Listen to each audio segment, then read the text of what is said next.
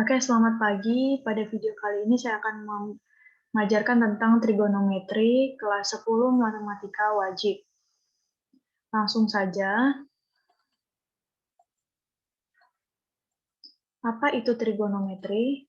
Trigonometri berasal dari kata trigonon yang artinya tiga sudut, kemudian metron artinya mengukur. Jadi dapat disimpulkan trigonometri adalah sebuah cabang matematika yang mempelajari hubungan yang meliputi panjang dan sudut pada segitiga.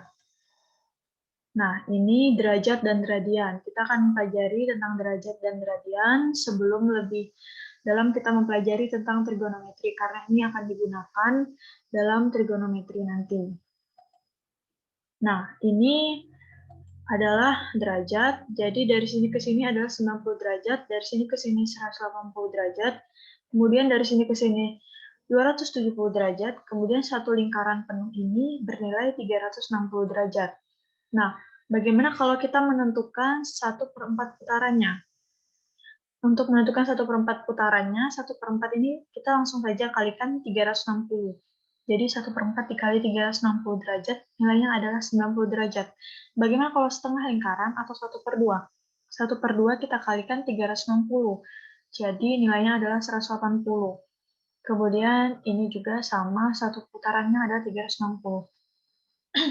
Bagaimana kalau misalnya ditanya 2/5 putaran? 2/5 putaran tinggal kita kalikan 360. Jadi bisa kalian hitung sendiri, 2/5 dikali 360 derajat itu nilainya berapa ya? Kemudian kita lanjutkan. Tadi sudah sudut, kemudian ini adalah radian. Radian adalah sudut yang dibentuk dari panjang busur lingkaran yang sama dengan ukuran jari-jari lingkaran. Oke, kita lihat gambarnya ya. Nah, ini dia. Ini diketahui titik pusatnya adalah O, kemudian kita tarik garis dari A ke O, ini adalah R atau jari-jarinya. Kemudian ukuran jari-jari AO ini sama dengan A ke B atau dinamakan dengan busur lingkaran. Kemudian kita tarik garis lagi dari B ke O, ini juga jari-jari. Jadi nilai jari-jari ini dan ini sama. Nah, radiannya itu adalah sudut yang terbentuk dari busur lingkaran dan jari-jarinya tadi. Jadi ini. Nah, untuk mengetahui berapakah radian dalam derajat, berapakah radian dalam satu lingkaran. Nah, satu lingkaran itu kan berarti kelilingnya ya. Nah, keliling sama dengan rumusnya adalah 2πr. Sudah kita pelajari di SMP. Kemudian keliling tadi 360 derajat. Sama dengan 2pi radian. 360 derajat supaya hanya tersisa radian saja, berarti 2pi di sini ya, dibagi 2pi. Sama dengan 1 radian. Nah, jadi ini dibagi 2, ini juga dibagi 2, sehingga menghasilkan 1 radian sama dengan 180 derajat per pi. Ini kalau radian ubah ke derajat. Bagaimana kalau derajat ubah ke radian? Sama juga, keliling sama dengan 2πr, di mana kelilingnya adalah 360 derajat, sama, kemudian sama dengan 2pi radian. Agar tersisa derajat saja, berarti kita buat 360-nya itu dibagi ke sebelah kanan ya, berarti 2pi radian per 360. Kemudian ini disederhanakan, ini dibagi 2, bawah juga bagi 2, berarti sisa 1 pi radian per 180. Nah, jadi kalau ada soal ditanyakan, tentukan sekian radiannya. Tentukan 1 radian sama dengan berapa derajat.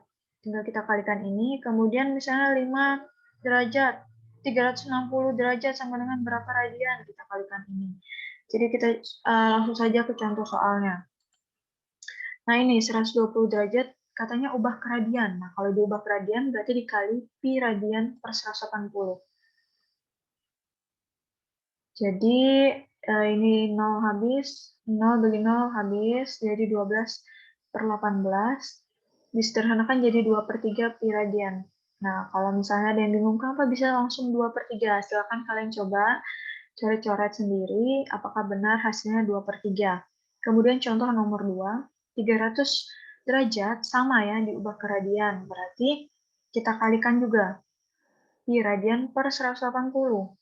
300 pi radian per 180. Eh, kita tentukan yang menghasilkan 5/3 pi radian. Ini juga boleh silakan dicoret.